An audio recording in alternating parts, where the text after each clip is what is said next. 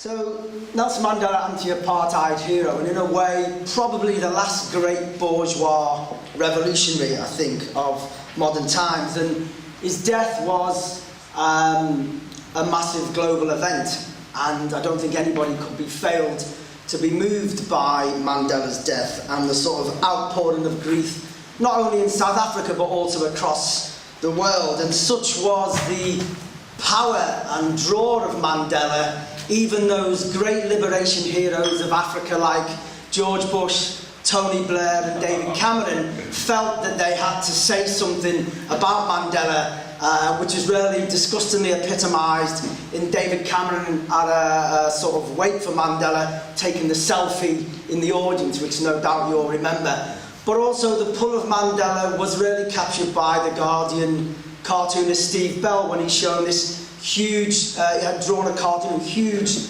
coffin Mandela with sort of all these really people who will be not even footnotes in history like Cameron and Bush compared to Mandela standing in front of his coffin. So, you know, we all obviously are very clear that Mandela was an absolute global icon, of which we may not ever see again this side of a revolution, to be honest. And I think it's kind of, in some ways, despite some of the hype and myths around Mandela, which we may touch upon, is something that is deserved as well.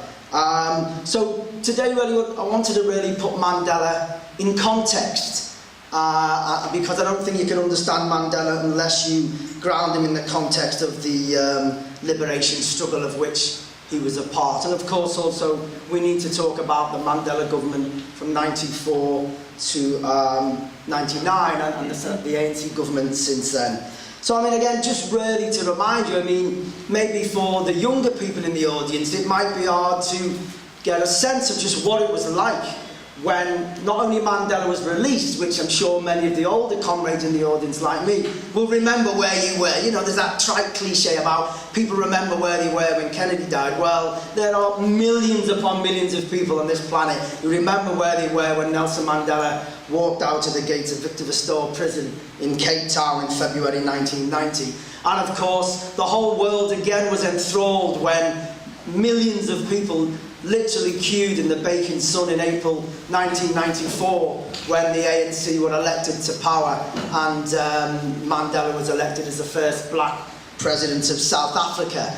And maybe we sound a bit like old cronies romanticising the past, but it's what Mandela symbolised and what the liberation struggle meant to many of us, of certain generations, that I'm trying to really regenerate here, which I think is captured in that song of the buoyant excitement and determination of the liberation struggle. And Mandela not only, and the ANC, not only carried the hopes of millions in South Africa, I think it's not hyperbole to say that he carried the hopes of a world. I mean, we must remember 94 was not long after the collapse of the Soviet Union and the end of so-called existing socialism. We'd had the sort of wars in the Balkans. There'd been what became, you know, we found out later, millions murdered in what was the Democratic Republic of Congo, Zaire, in the early 90s. And so South Africa really stood out like an absolute beacon of hope across this planet for hundreds of millions of people, as I say, not only in South Africa, not only in Africa, but across the world. And I remember being a student in Norwich and how excited we were, and how the black South Africans that I studied with, how excited they were. And there were people on the streets, the Labour Party, traders, people were collecting money on the streets to fund and give donations to the ANC.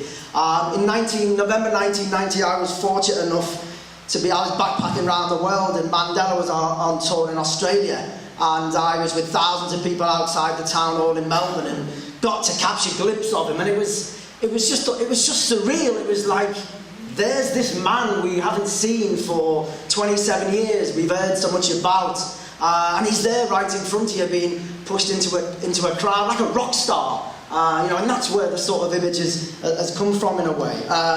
Bizarrely enough, I touched him on the shoulder. The security was so lax inside Melbourne Town Hall of the evening. I ran over as he come in through a side door, just jumped over these people in chairs and sort of touched him on the shoulder. You know, and it was really something to be beholden to. and without romanticising him, you know, which I won't do. But prior to 94, there was just this draw of Mandela and the ANC in our world, really, that really did shine out.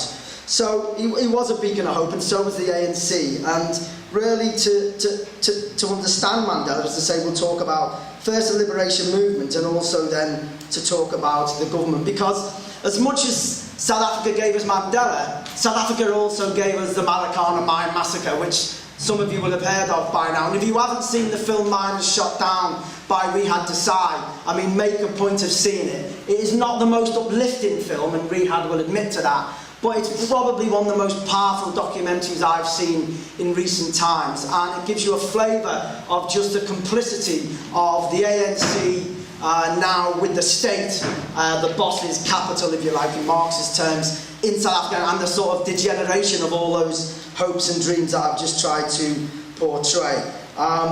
So just a little bit about Mandela, who really symbolised the movement. And I think it's important to say that Mandela didn't make the movement made Mandela. And of course there has been a whole PR campaign around Mandela in his later years. He's this soft, cuddly, lovely Madiba type granddad that, you know, little children around the world sit at his knees, and rock stars and supermodels go and talk to him. But actually the Mandela, certainly in government and certainly of old, was a tough old cookie. You don't get to lead one of the greatest liberation movements in modern history and be soft and not be a hardened political activist campaigner, which Mandela was. I mean, I had the privilege once to sit and have dinner with Neville Alexander, who sadly died a couple of years ago. Neville Alexander, you know, talked beautifully about when he was in Robben Island with Mandela, and although a critic of Mandela, and he talked about how he sat and had a debate. All those critical of the ANC were on one side, all the ANC were on the other, and him and Mandela would meet as an almost spar, you know, to debate about the liberation struggle. And he said just what a fantastic debater Mandela was, and he said he had this amazing skill to make you feel the most important person in the world, and really listen to what you were saying and engage with you. And you know, interestingly, Alexander then turned around having talked, you know, about Mandela when he was still alive, and said, you know, he was this amazing character, but I abhorred his politics. Which is, you know, coming from a revolutionary Marxist is understandable. And in a sense, I sort of understand what Alexander says. You know, as a revolutionary socialist, I cannot but admire Mandela and the ANC in many ways. And I think some on the far left forget just what an incredible organisation and achievement the ANC was. But, and there is a big but about South Africa, which we'll go into in some of the incredible statistics in a minute. The ANC have also presided over an incredible recomposition of South Africa, of life in South Africa, but also a restructuring of the South African economy in a way that has managed to make South Africa, if you like, the world champions of inequality. South Africa vies with Brazil and probably Nigeria, but is often there as the most unequal country in the world, despite it being a country built on the resources that the whole world needs in order for us to survive.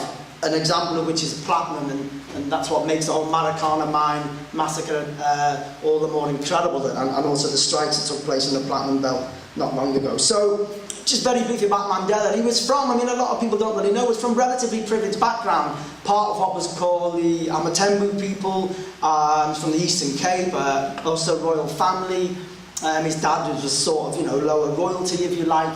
So he had a relatively privileged upbringing and ended up getting an education, you know, way back when, and becoming a lawyer in the sort of 1950s, when, you know, most black South Africans still lived in, you know, the slums of townships and the poverty of the rural Eastern Cape. Mandela became a middle-class lawyer, if you like, working with his great fellow struggle heroes, Walter Sisulu and Governor Mbeki, and really made his name with them as a young Turk, actually. Mandela and them were very angry young men. The ANC, you know, from its founding up to the 1940s and 50s, was a very liberal, feeble organisation that wrote polite petitions to the British government, and this angered and frustrated the young Mandela and Sisulu and Mbeki, and they, you know, were in the ANC African National Congress Youth League wing, and they were pushing for further radical change, impatient at the slow pace of change. And Mandela and them really made his name sort of in that period, and sort of from about 1952 onwards he was part of the mass defiance campaign, where people burned their passes in defiance of the past laws, which meant that black people could only move in certain parts of the country. Mandela presided over the Congress of the People in Kliptown in Johannesburg, where they created what became known as the sort of Freedom Charter, which is a set of demands, many of which have never been lived up to, such as the nationalising and the commanding heights of the economy and giving the land back to black people. So he presided over that. And then, of course, founded Umkhonto we Sizwe, MK, the underground guerrilla wing of the liberation struggle, or one part of it. And there were many other parts of the liberation struggle as well, not in the ANC. But founded that, and along with Ronnie Caswell, who spoke here on Friday, was part of that movement. Were there acts of sabotage, and that's what he was arrested for twice, and famously getting arrested in 61 and finally sentenced to life imprisonment in 62 in the Riverneer trial in Johannesburg, and then was in prison for 27 years. And really the world in some ways either forgot about it, didn't really know much about Mandela then. And part of the myth making does begin in that sort of period, particularly in the 80s, as the liberation struggle grew. The height, I'd say, the liberation movement, 84, 86, 2 years of sort of emergency by the apartheid regime, huge township protests and massive general strikes by millions of workers that really then put the liberation struggle back in the centre of world attention. And then this is where the sort of part of the myth and the sort of cultivating of Mandela comes along. So again, you know, the movement that really made Mandela was a movement that really developed in the 1980s. And that's kind of pretty much the sort of schematic outline of Mandela. And then really, we know about him in the 1980s, the record we just played, the concerts, the international solidarity, which was fantastic and important as well. And then really the next time we sort of see and discover Mandela is when he's released, as I say, in February 1990, one of the most amazing moments of modern history, I'd say, really. And then from then, Mandela spends 4 years negotiating, working with the apartheid regime, trying to stabilise South Africa to get to free and fair elections, which happened in April 1994. And from then he was the first president until 1999, and really involved in politics very much up until the end of his life as well. So quickly, just to talk about some of the changes made, and again, I think it's something we need to reiterate. I mean, there have been some incredible changes in South Africa, and it is really the height of sectarian ultra-left nonsense to dismiss what went on in South Africa. I have read and argued with people, black people in Britain and elsewhere, that when Mandela died, just dismissed him as a sellout, which I think really is tragic and not particularly nuanced politics and analysis. It's lazy, because the ANC achieved some amazing things as a liberation movement, and even if we disagreed with their politics and methods, they also achieved many changes in South Africa, which I think we shouldn't deny. And you've got to go and live and be in South Africa, talk to black people, particularly older black people, about what those changes mean. And just to give you an anecdote, which always captured it for me, I was queuing up for a driving licence in a hot, sticky, tropical Durban. And South Africa, like everyone's very bureaucratic, and I'm queuing up in this place, and we're all bored, and we're frustrated, and we're tired, and we just want to get our driving licences, and we all hate bureaucracy. And I'm in this queue, and a white cop walked in, guns hanging out of his pockets, and most of the people in the queue were black. And the cop had to take his line in place in the line, just like everybody else. And he had to stand there sweating, frustrated and angry and, tired, just like everybody else. And I am absolutely sure I wasn't the only person who noted that and thought to myself, this is quite nice, isn't it? About time. And, it's those little daily life things that we mustn't ever forget about South Africa. Because also, it's just one of the reasons why the ANC are still so popular, despite all the problems which we'll come into. So quickly, the changes made in South Africa. The economy was stagnant for the 10 years up to Mandela's release. from about 94, 95 till about 2008, 2009, the economy grew by about 3.2% on average every year. Not fantastic compared to the BRICS, which is associated with India, China, 10%, but nonetheless, 10 years prior to the end of apartheid, zero, stagnant economy. Mandela and the ANC presided over a sort of, mini boom, if you like, in relative sense as well.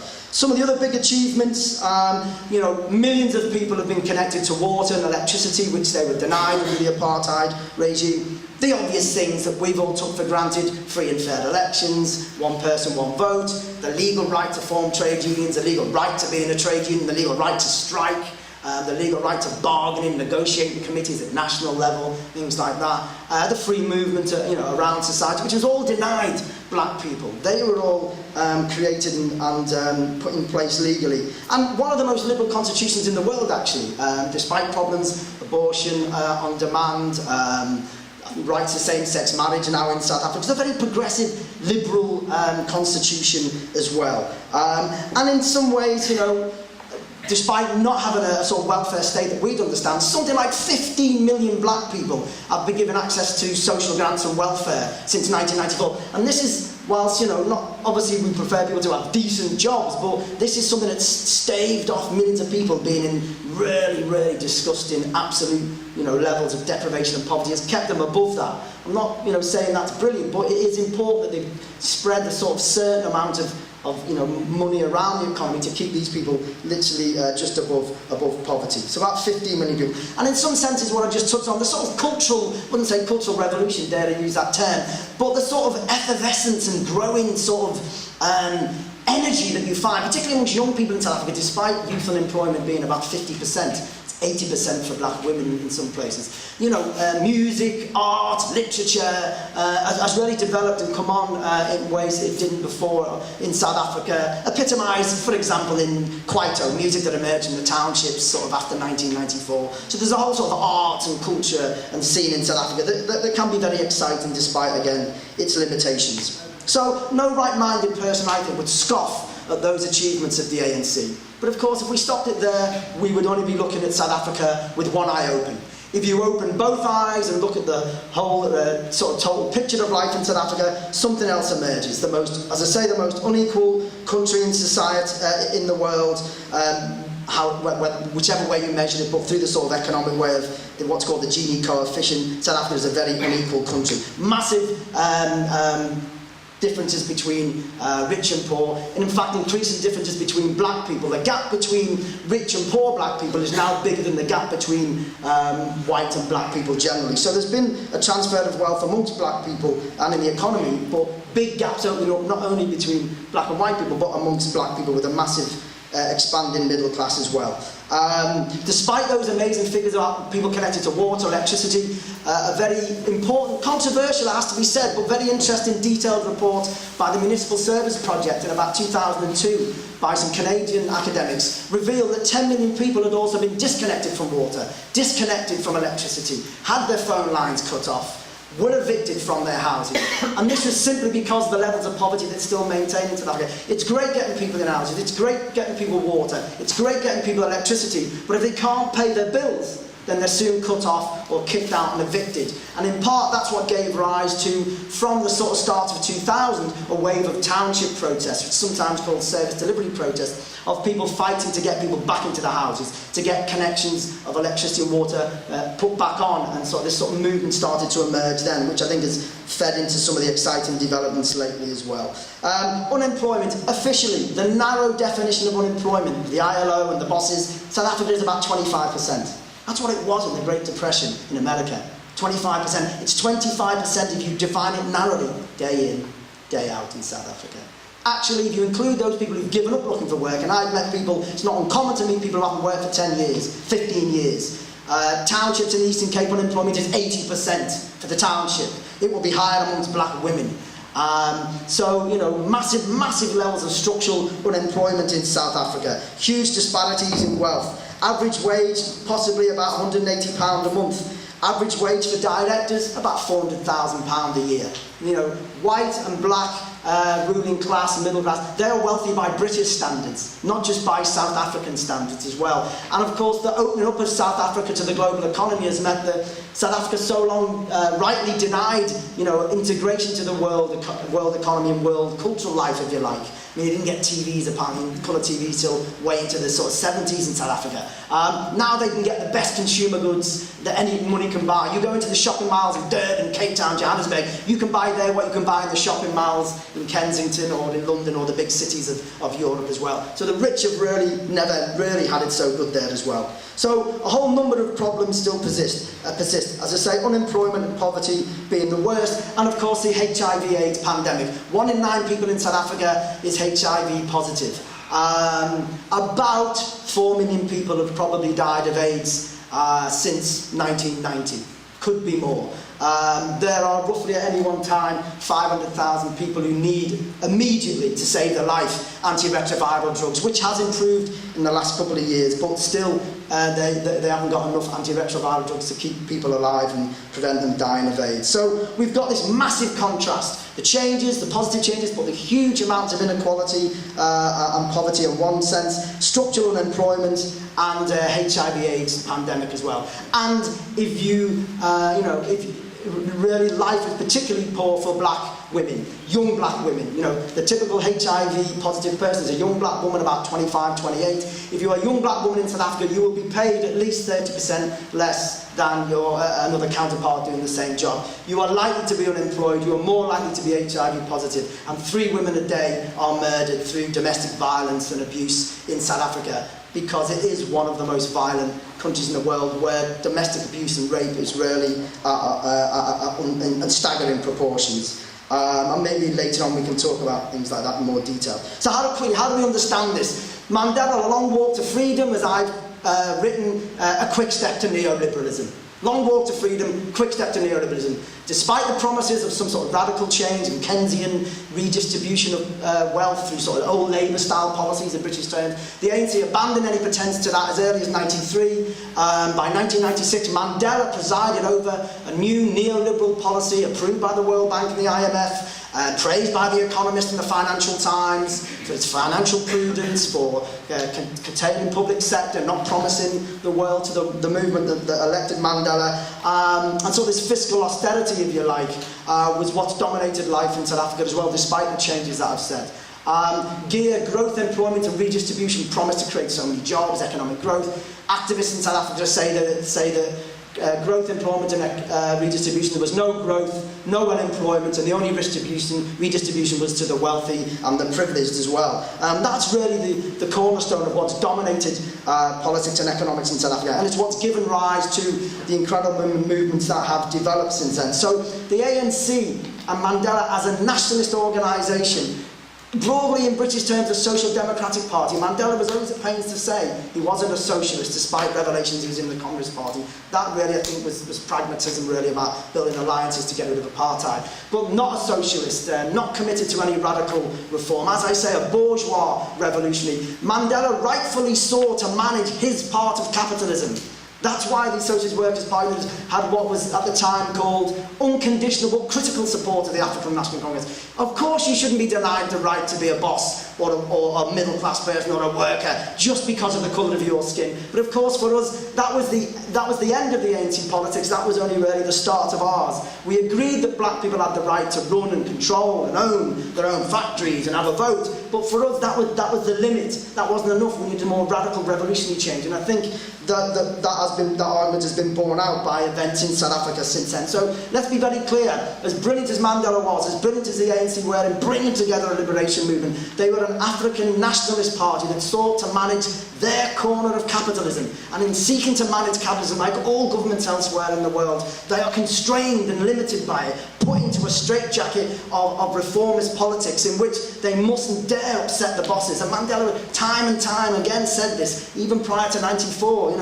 He said, I've got no problems making changes so that the business can repatriate their profits back to South Africa, create a business-friendly environment. Corporation tax has gone from 48 to about 28% since the ANC were elected. They've created, in some senses, a great business environment. There's one economist, Vishnu Padayachhi said recently, he said, in old Cold War terms, he said, it's first world conditions for the capitalists, it's third world conditions for the masses of the people. And that really sums up South Africa today, the South Africa of the ANC, and the South Africa of Nelson Mandela as well. So just quickly to sum up, yes, Mandela was a hero, and we must claim Mandela for our side. I mean, you know, it was brilliant, wasn't it, to see Mandela, for all the problems of the hero worship and the myth-making, wasn't it brilliant to see Mandela on the front pages? Give me Mandela's death on the front pages, and, you know, I've lost 6 stone in 6 days from some rock star, or, you know, who's having sex with who in whatever, you know, Hollywood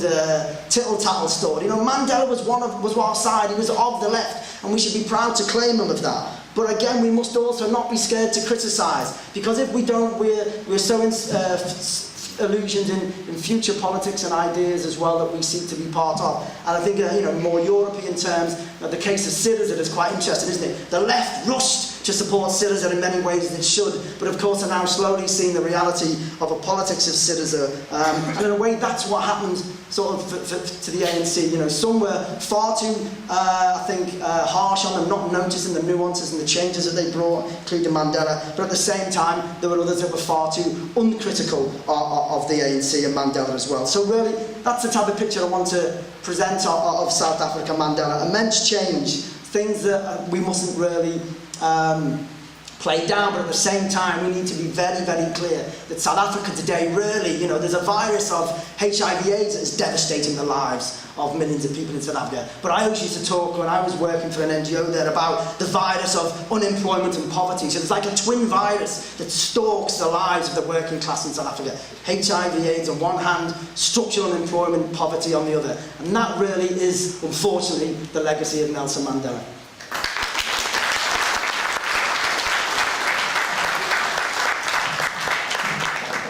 Well, many, many years ago, my beginnings in politics were in the anti-apartheid movement between 1979 and 1983. And I think what was amazing for us who were involved in, this was at university, we're on rent strike, we didn't pay rent for 3 years because our college was investing in Barclays Bank, which was very involved in South Africa. And we were surrounded by people who were saying, it doesn't make a difference, you're just worrying about things that happen such a long way away, and you're just pathetic little creatures refusing to pay rent to the college. And we were holding on, and not always successfully holding on to the idea, no, we can make a difference. When I went to university, I really didn't know where South Africa was. That's how good my education was. And it was a tremendous education, not just in sort of in world politics, but also in the fact that, you know, ordinary people, ordinary students can really make a difference. And I learned about the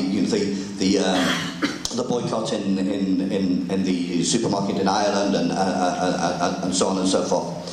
So I think that's one of the big messages. Sometimes we win. It's not that often, so I think we should really make the most of it.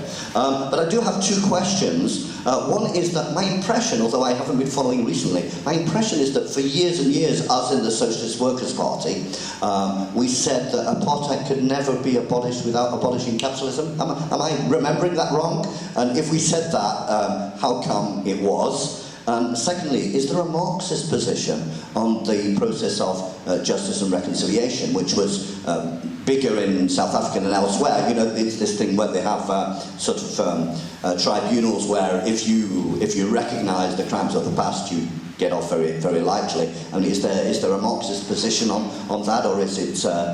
I'm kind of hoping there is. You know. Okay.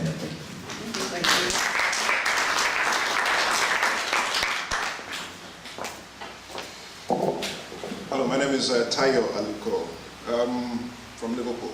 My Lord, I am the first accused. Friday 18th is Mandela's birthday, and actually there's a tribute to him. There's a tribute to him at the Roundhouse Chalk Farm, in which I am giving that speech because Idris Elba wasn't available. So I just thought I'd let you know that.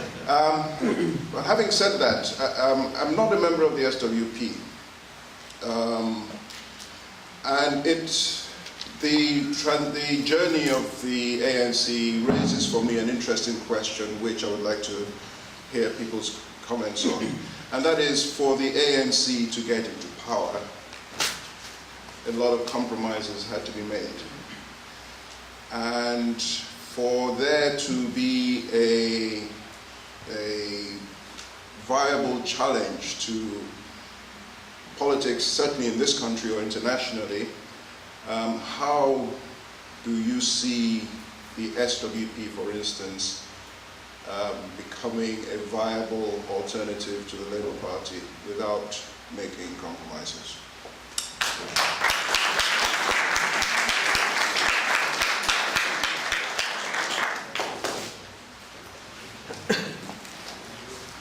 Hi, my name's George Arthur, I'm from Barnsley, and I thought Pete's sort of introduction there about how great Mandela was in terms of being the last great bourgeois revolutionary was really exciting. And I can remember as a student and in my early years being part of the anti-apartheid movement and feeling that we had a massive struggle to take on the powers of apartheid in South Africa. And that's fantastic, the victory that came eventually. But apart from the things that Pete talked about, the problems today, we mustn't forget that there were alternatives in South Africa. You know, there were people like Steve Biko who presented an alternative to the ANC and were actually confronted and squashed by the ANC. I remember us, Socialist Workers Party, bringing Moses Mayakiso, who was trying to build the Metal Workers Union, touring around sort of Britain and trying to put an alternative about how workers' action was a way forward rather than just the position that was being put by the ANC. And I think that's really important for us to remember, not just as a piece of history, because it does fit into the question of Syriza, the question of how we relate to other people on the left in this country.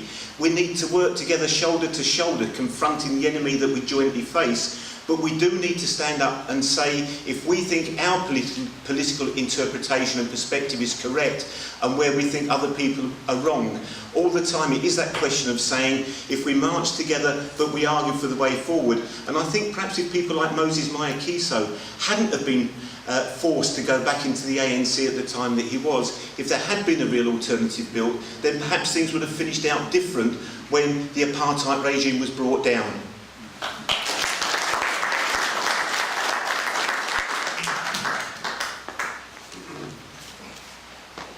Good morning. My name's Amma, and I'm from Ghana in Africa.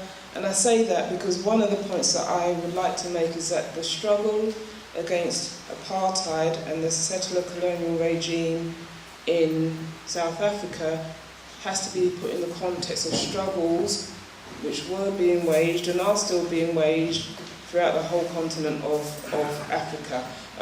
Time isn't enough to talk about, expand that much, but I would like people to remember that. And I'm very thankful to the last person who spoke, because you nicked one of my punchlines, that Nelson Mandela was one individual. The struggle and the achievements, and it has to be really emphasised, in South Africa were made by the majority of men, women, I have to emphasise women, and children. You know, they were imprisoning and killing and maiming children. Everyone here, I'm assuming, would know about the Soweto uprising as well. And my question to all of us actually is, how much do we need these icons? Because there is an issue about how we tell, okay, put it in this context. For me, the anti-apartheid struggle, the struggle against settler colonialism was part of my life. It was a living thing. For my children, it's history. And I keep on asking myself how quickly history, revolutionary history, gets sanitised. So Nelson Mandela, and there's an awful lot about Nelson Mandela which could be said, which points to his revolutionary. Like, for instance, he trained in Algeria. We don't hear that so much. Like, for instance, who were the first people he went to visit, and the first countries he went to visit when he was released from prison? Cuba, etc., etc. But that is all sanitised, and part of that sanitisation seems to be also propping up these people as icons. It's almost like we turn them into superheroes and superhuman beings. He's a man at the end of the day, and all human beings make mistakes. So my question is, how much do we need to keep on pushing individuals above the masses of people who are the makers of history? And my other point is, and I'm going to raise this, there is another Mandela who made as equal a contribution and who suffered as much as Nelson, and that is Winnie. And I will never tire. She made mistakes, just like everybody else, but there's this. My other question is, when we do hear about, on the odd occasion, because it is often the odd occasion, revolutionary women, particularly African women, they are demonised, in my opinion. Very, very quickly demonised. Demonised for things which men seem to get away with, and I'd just like your response to that, whether you think that is correct as well. And I'm just going to mention one other thing, and that's one organisation and one other individual, because out of the ANC came an organisation called the Pan-Africanist Congress. And there was an individual in that, Robert Sobukwe, who a whole law in South Africa was created around him. So I'll just leave the name there. Anyone who's interested, go away and research. Thank you, Comrade.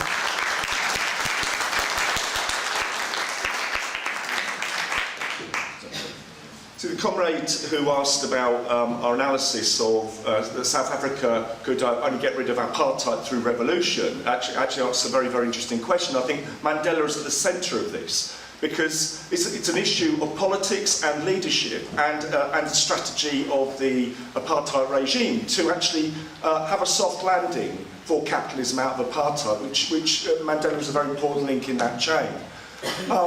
But because I'd argue that in the late 80s, with South Africa in such deep crisis, the apartheid regime looks around for somebody who can actually deliver that soft landing, and they find it in Mandela. For exactly the reasons I think that Pete's explained. Mandela is not a Marxist revolutionary, he's not a socialist revolutionary. He wants the end of, and absolutely we support with this, he wants the end of a filthy racist system and for a quote normal capitalist system to take its place. And in this, the South African Communist Party was very, very important. They provided a lot of the ideological direction and political direction of the African National Congress. And of course, they were wedded to Stalinism with its two-stage solution. The revolution was firstly about you get rid of the bourgeoisie, and then you bring it.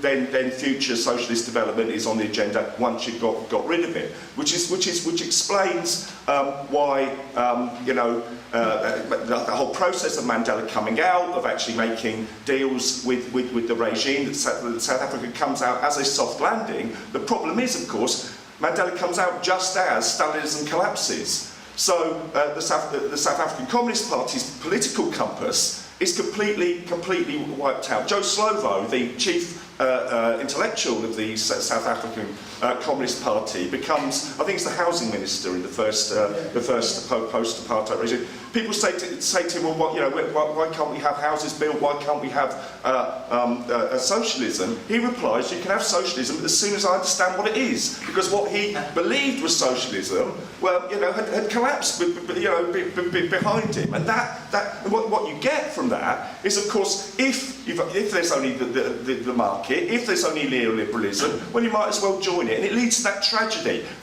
of genuine communist fighters who wanted socialism, like Cyril Ramaphosa. If people saw the film Still the Enemy with mine is shot down. At the beginning, you've got a clip from him from the 70s, a militant, fiery, building the movement, based on the working class and working class militants in power, saying, the bourgeoisie are parasites, the bourgeoisie will use fascist methods to impose their will. Actually complicit, now in a multi-millionaire, somebody with the shares in Lonro, who's complicit in shooting down workers' struggle and the miners. It's a tragedy, but actually. The fact is that the struggle goes on. What we need is leadership who actually understand the goal is socialism, it's workers' power.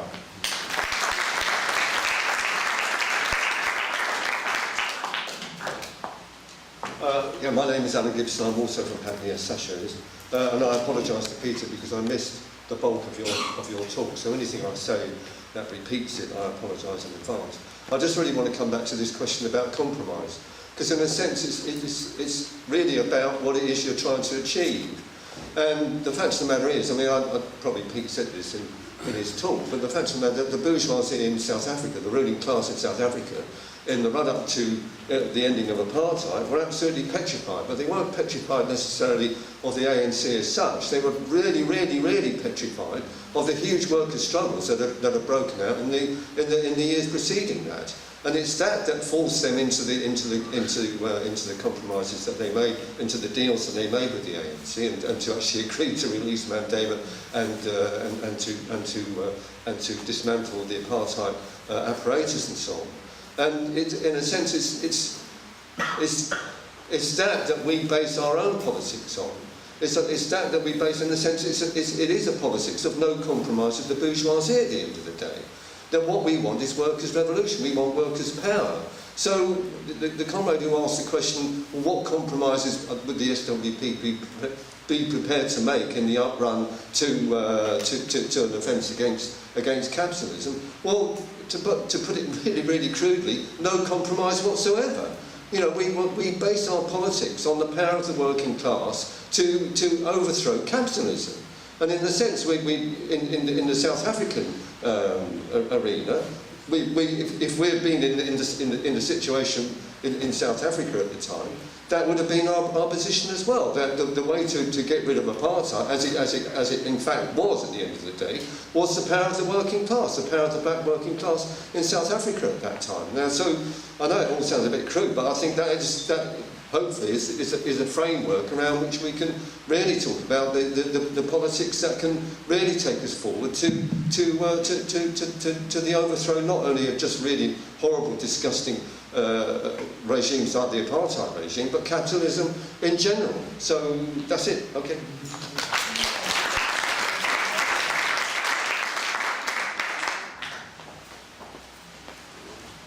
Yeah, Charlie from Glasgow. A couple of quick points and a question for the speaker at the end.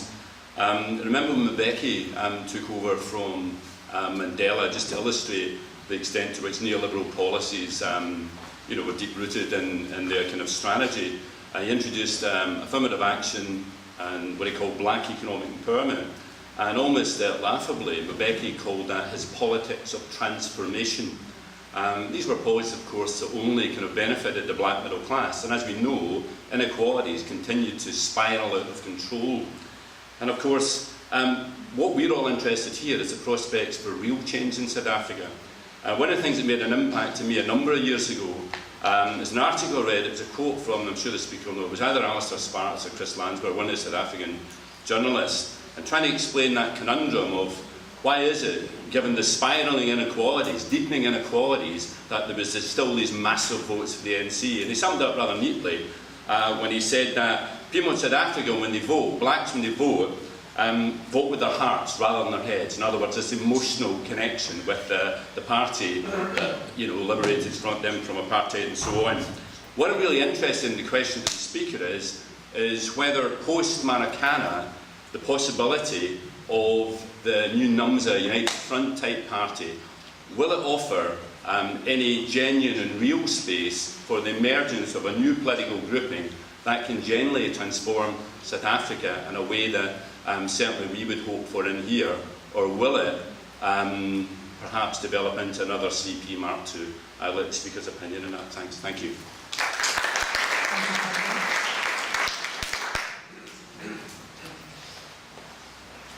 Yeah, Talat Ahmed from Edinburgh. When Mandela died last year, and the many obituaries that came out, we saw various politicians of all political hues talking about what a great hero he was and how they regretted his loss for humanity. One of them was John Bercow, who was the Speaker of the House of Commons, Tory git. I remember him much better as a contemporary of mine when I was a student and he was a student, and he belonged to the Federation of Conservative Students, who used to go around parading with T-shirts saying "Hang Nelson Mandela." And so I think it's incredibly important to reiterate one of the key points that Peter's made, that when it comes to Mandela, how incredibly vital it is for us on the left to reclaim him as being one of our heroes, okay? Because this was an individual of tremendous courage who never, ever, ever gave in. You think about being in prison for 27 years. I mean, you know, it's the sort of thing that could break most of us. I'm not sure how I would survive something like that. So, you know, we have to pay tribute where tribute is absolutely due and to reclaim him from the charlatans of Tories and other tossers like that. But as Pete quite rightly said, you know, Mandela was a product of the movement. And I want to say something about the movement. In April '94, when the elections were taking place, in one of the interviews that John Humphreys from Radio 4 did in South Africa, he was in Soweto, and there was a huge queue, as you can imagine, being formed of black people waiting to vote. And he talked about how this was so dignified. He interviewed one elderly black woman, asked her who she was going to vote for. She said the ANC. And he said, why are you going to vote for the ANC? She said, because it is my freedom party. He said, and what do you expect of the ANC? She said, I expect a house with clean running water, you know, so like electricity and gas, and I want a decent school that my grandchildren can go to in my area. And then he asked her, and when do you expect the ANC to deliver this? And she said, tomorrow. With no sense of irony whatsoever, she absolutely meant it, okay, because that's what the decades of struggle against apartheid had been about. Now this brings me to the tragedy, really, of the politics of the ANC and how Mandela was trapped in this. Because, you know, John at the very beginning asked the question about apartheid and whether or not apartheid could be abolished with capitalism or without it. You know, South Africa today, as Pete quite rightly said with his little anecdote about, you know, so like how whites have been firmly put in their place on one level in the sense that, you know, blacks do have formal equality. So on one level you have a removal of social apartheid, most certainly, but what you still have is economic apartheid at all sorts of levels, okay? You know, in Soweto, people of my generation remember the awful, grim stories of what Soweto was like under apartheid. You go there today and you have 2 or 3 Sowetos because you've got the townships which still don't have clean running water inside of their houses. You have stand pumps for 50 settlements and what have you. And then you have the splendid shopping malls for the black middle classes, the black upper classes, you know, which look like anything, anywhere in the first world. And this still persists. And this really is the complete obscenity, in a way, and the betrayal of all the hopes and dreams of what so many tens of thousands and hundreds of thousands of people gave their lives for all around the world, and particularly within South Africa, to try to fight. And if we really want to remain true to the best elements of Mandela's legacy, what we have to do is ensure that we fight not just to get rid of economic apartheid, but to really bring about the genuine liberation that all those South Africans want.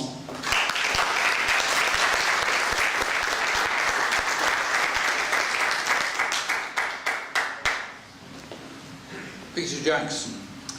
I go back a long way.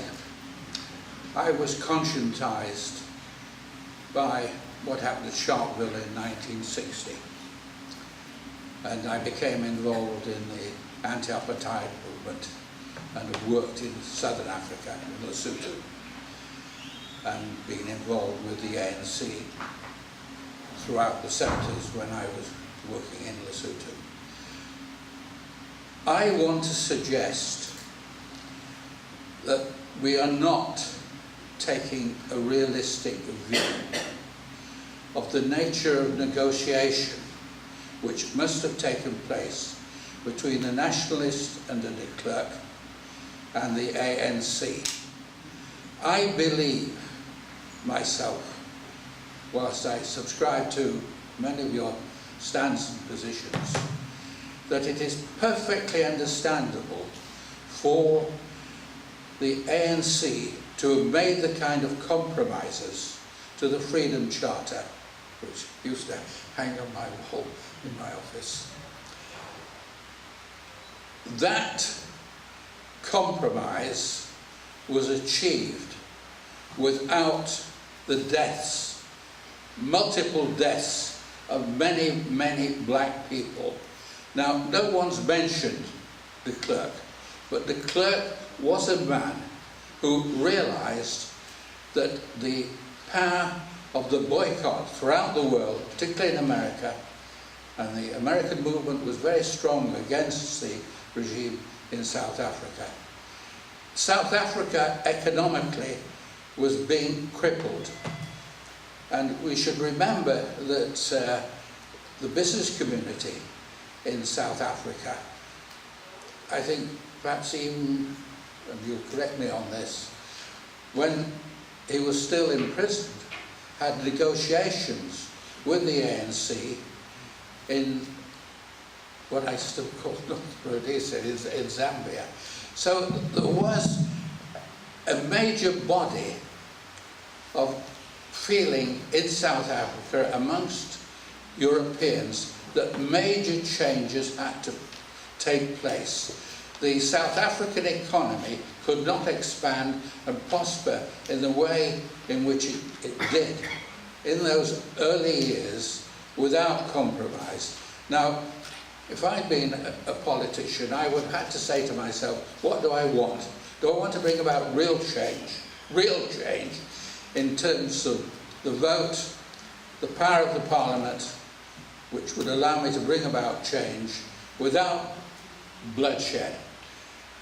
That's a decision which I think the ANC took, and I don't think they should be compromised in the way in which perhaps some comrades here are inclined to do. Thank you. Thank you.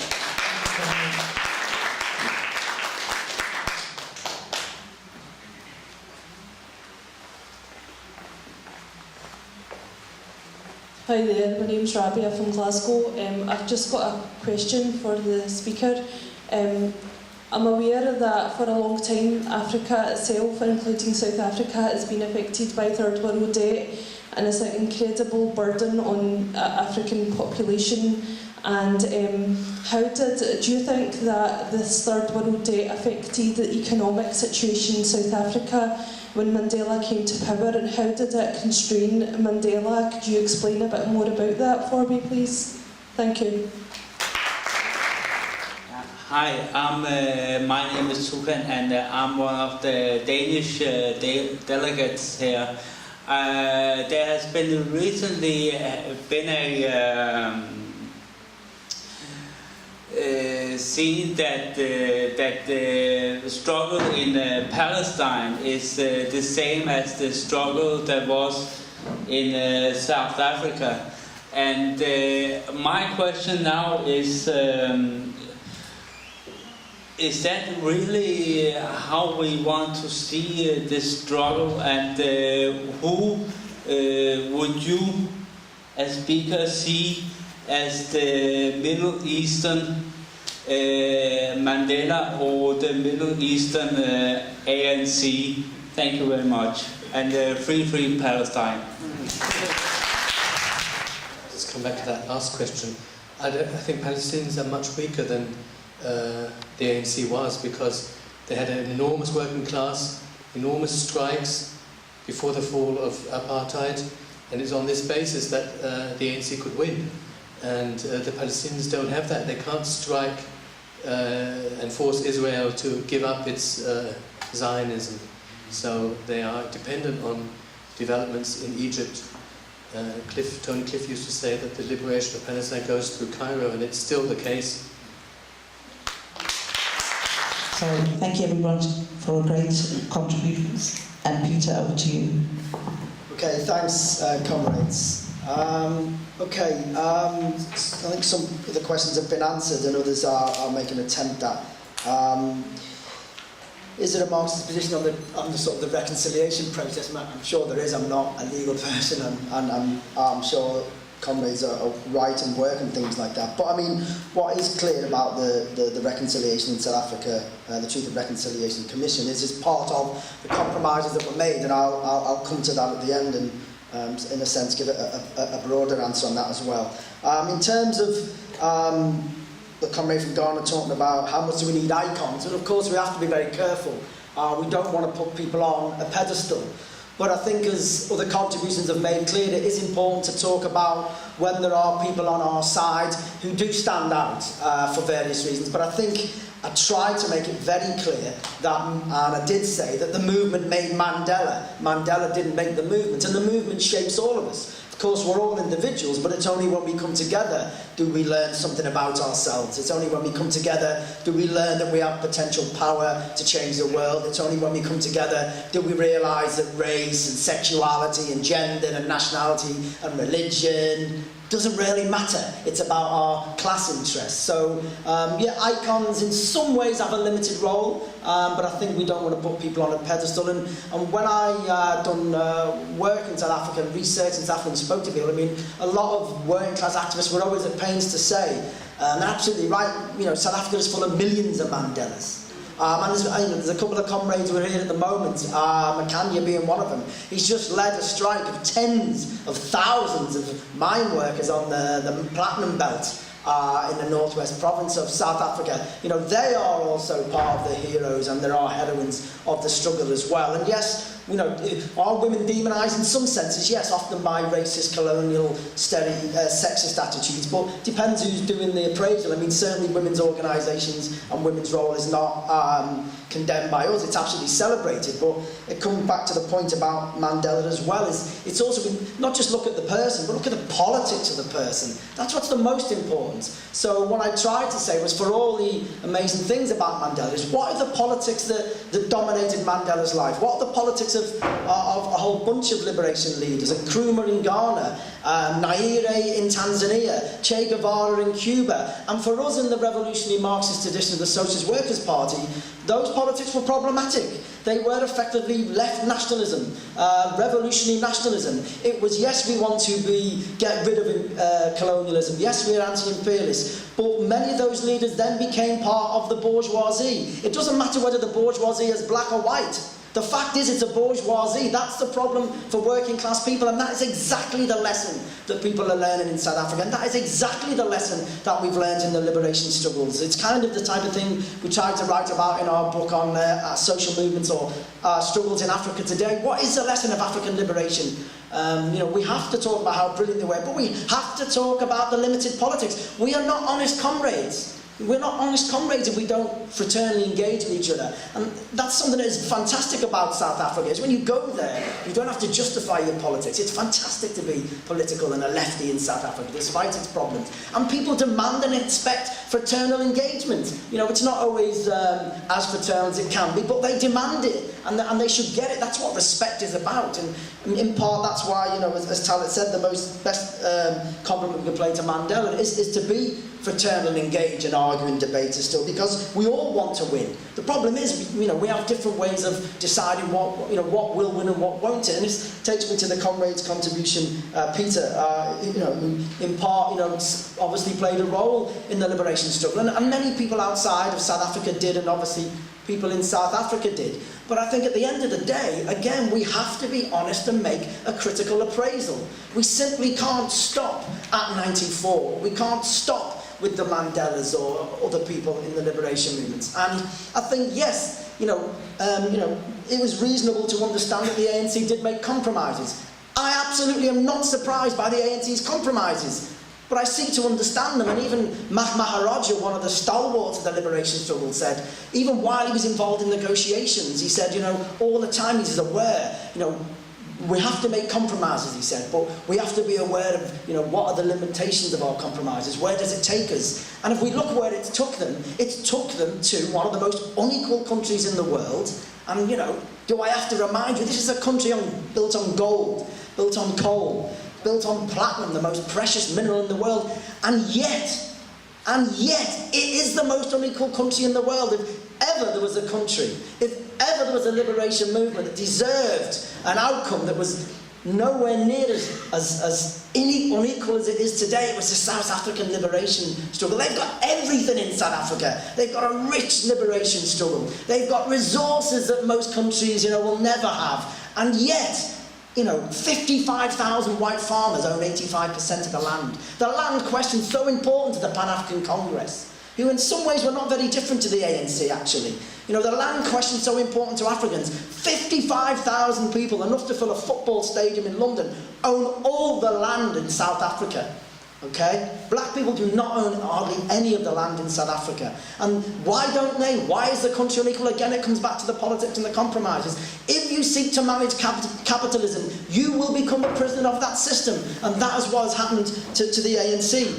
I mean, again, you know, we will not find, we may never ever find a parliament full of people whose family have died in the struggle, who've ran guns and people in and outside the country, who've been put in prison, who've lost friends and comrades that have been hung.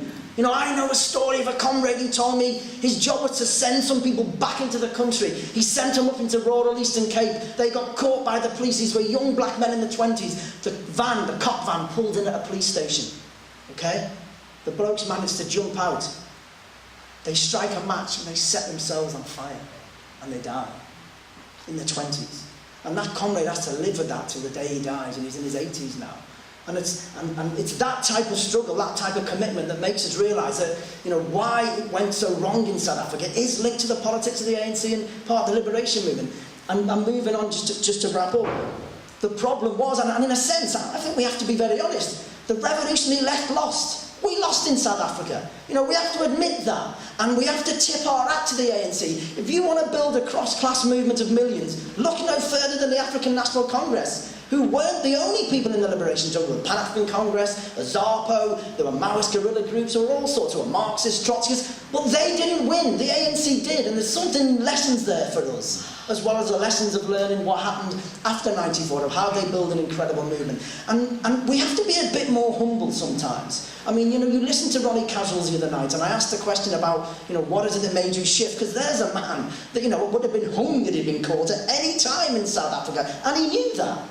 He knew that, but he still persisted. I mean, we think it's hard to sell a paper on a Saturday in the rain. Try doing that. Do you know what I mean? So we've got to be a little bit humble, but at the same time, Ronnie expects us to engage in debate and argue, and we have to say, we think their politics were wrong. Their politics were a politics of class compromise, of building cross-class alliances, and what the history of liberation struggle tells us. If you build a cross-class alliance, it's the working class part of the alliance that always comes off second and never first. And that was the problem with the politics of the ANC, and that was the problem with the politics of the South African Communist Party, that gave a red gloss to the ANC struggle and said, we'll get liberation first and liberal democracy, and socialism will come next, the two-stage revolution. Well, they're still waiting for socialism in South Africa. And the South African Communist Party have a slogan, you know, socialism is the future, build it now. Well, they've never built it. You know, despite some amazing militants in the Communist Party, their leadership has constantly deflected that revolution and sought to channel it into the ANC and liberal democracy. And so, just to sum up, I want to make it again clear, the lessons of Mandela. We have to claim them for our side. And we have to say to all of us, because Mandela speaks to us today. And how does he speak to us? Mandela speaks to us today and says, if you believe in something, it doesn't matter what it is. Okay? It can be, I want to stop road, I want to get speed bumps in my street, or I want world revolution. Two very different things. I think they're argued in some, linked in many respects. That's another talk. But no matter what you believe in, no matter what the injustice is, Mandela says to us, stand up and fight. And don't give in.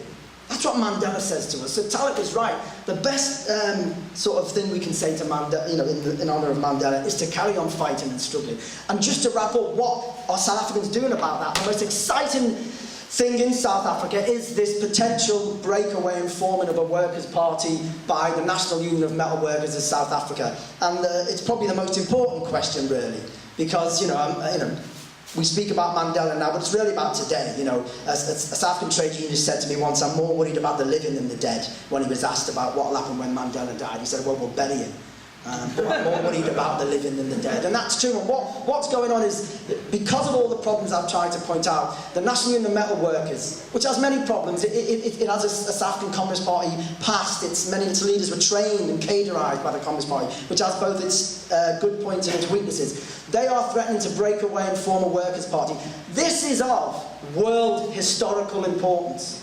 World historical importance that a major trade union, the biggest trade union in South Africa, imagine Unite in Britain, okay? And then McCluskey getting up and talking about revolution and how the Labour Party are part of the parasitic bourgeois class. This is the language of the NUMSA leader, Erdem Jim, okay? And they're talking about forming a workers' party. And that's because of the problems and the new waves of struggle from the millennium in South Africa, township movements, but also huge strikes in the last couple of years. And so that's what's happening in South Africa. It's a real open question. To the comrade who asked me, what's the potential for NUMSA? It's an open question. The fantastic thing is, it's a bloody question at last. We've got the chance in South Africa to build something to the left of the ANC, which will be difficult. There are many challenges, but Our group in South Africa is very small, it battles away, but our comrades are throwing themselves into anything that the NUMSA launch, and we'll be there arguing revolutionary Marxist politics, building on the lessons of the liberation struggle, but also building on the lessons and the legacy of Nelson Mandela.